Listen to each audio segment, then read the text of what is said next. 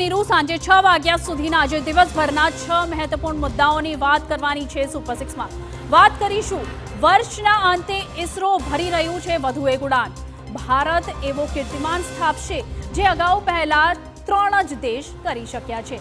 સાથે જ નજર કરીશું રસ્તા પર ચાલતા ફરતા મોતની। તમે રસ્તા પર જીવના જોખમે ચાલી રહ્યા છો તે યાદ રાખજો। તમામ મુદ્દાઓની વિસ્તારથી વાત કરીશું, પરંતુ સૌપ્રથમ નજર કરીએ આજના 6 મુદ્દાઓ પર। તો આજે પ્રથમ મુદ્દામાં વાત કરીશું આજે રાત્રે 9 કલાક અને 58 મિનિટે શ્રીહરિકોટાના સતીશ ધવન અંતરિક્ષ કેન્દ્રથી ઇસરો સ્પેડેક્સ લોન્ચ કરશે। શું છે આ મિશન અને તેનાથી શું થશે તેની વાત કરીશું। બીજા મુદ્દામાં વાત કરીશું ઉત્તરાયણ પહેલા રસ્તા પર ચાલતા રાહદારીઓના કપાતા ગળાની। મકર સંક્રાંતિના પર્વને હજુ 15 દિવસની વાર છે, તે પહેલા જ ચાઇનીઝ દોરી બની રહી છે જીવલેણ।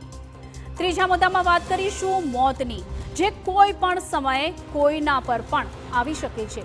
સુરત જિલ્લાના માંગરોળમાં મશીનરી ચડાવતા લાવવામાં મોટી ક્રેન નાની ક્રેન પર પડતા એકનું મોત થયું છે। ચોથા મુદ્દામાં વાત રફતારના આતંકની, જેનો કોઈ જ ઉપાય નથી, કેમ કે લોકો વાહન ચલાવતા નથી, તે હવામાં ઉડાવી રહ્યા છે વાહનો, જેના લીધે માસૂમ લોકો વગર વાંકે મોતને ભેટી રહ્યા છે। પાંચમા મુદ્દામાં વાત કરીશું ઠંડીની સિઝનમાં ચોરીની ઘટનાઓ સતત વધી રહી છે તેની। ક્યાંક મંદિરને નિશાન બનાવવામાં આવે છે તો ક્યાંક વાહનમાંથી પેટ્રોલ અને ડીઝલ ચોરાઈ રહ્યું છે।